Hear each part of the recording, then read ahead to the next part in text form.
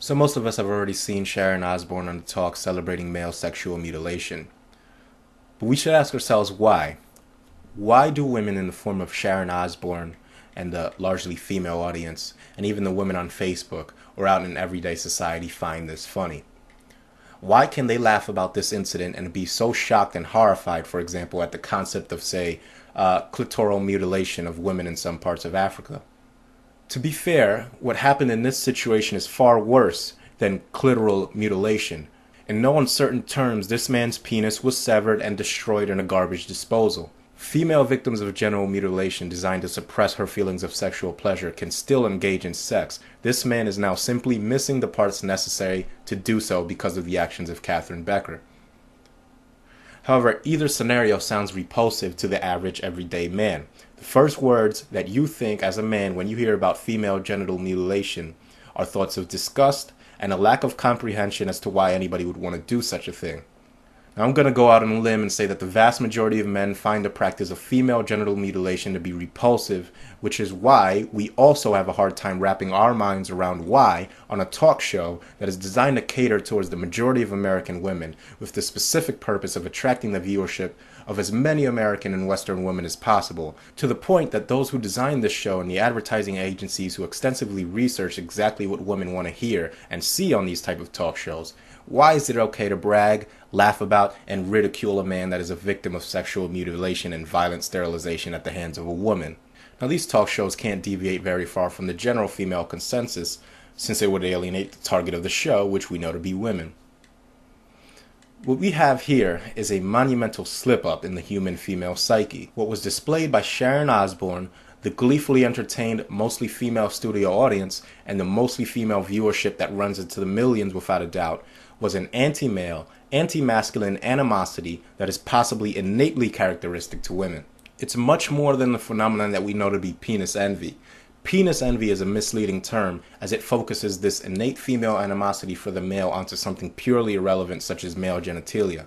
It has nothing to do with male genitalia and everything to do with the hatred and misunderstanding of male beauty. And no, I'm not referring to physical male aesthetics here. I'm referring to the cold, calculatory exceptionalism and intensity that males and only males have demonstrated and continue to demonstrate over and over, that has led to the immortalization of the male mind as the pinnacle of human accomplishment. The male human mind, the male human thought process, male human expression has triumphed as the shining ornament of humanity. It has earned its praise, it has earned the attention and fascination it receives, and it stands unapologetically in the face of misandry as the crowning achievement of our species. And every time you cross a bridge, or look at a cruise ship, or admire some other technological feat, you're reminded of it day in, day out. And that is what male beauty is. And unfortunately for females, the best they've been able to achieve in comparison is a few years of rapidly fading, briefly remarkable female external beauty between the ages of 16 and maybe 35 that they didn't have to work for. And this, of course, is innate to females as well, but as the animosity I speak of has demonstrated, it's not good enough to them. Females are not content with their beauty, they want ours. They can't have it, and they hate men for it in a suppressed, passive-aggressive way most of the time. But this time, on the talk in front of millions of people, and now recorded for the rest of human history on the internet, they let that animosity slip for a few revelatory minutes so that everyone could see the American female without her pretty little mask. We could all see the monster that feminism has created. We witnessed the end product of the cultivation of this internal innate animosity in women that feminism has encouraged and fomented.